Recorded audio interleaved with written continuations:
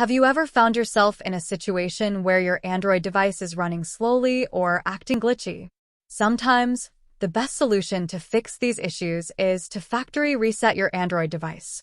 Resetting via Settings. If your phone turns on normally, launch the Settings app. Navigate to System or General Management, depending on your device. Tap on it. Find the Reset or Backup and Reset option. Tap Factory Data Reset or something similar. Confirm the reset and enter your PIN/password if prompted. Select Delete All.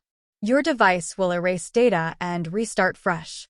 Resetting via recovery mode. If your phone won't turn on normally, power off your device completely. Press and hold the specific button combination to enter recovery mode.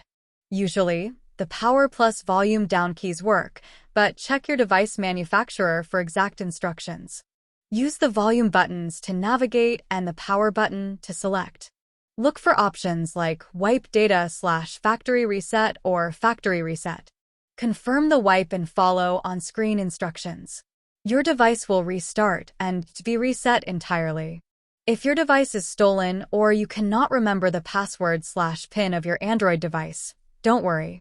Head to the main page of Find My Device via any web browser. You can use any device of your choice.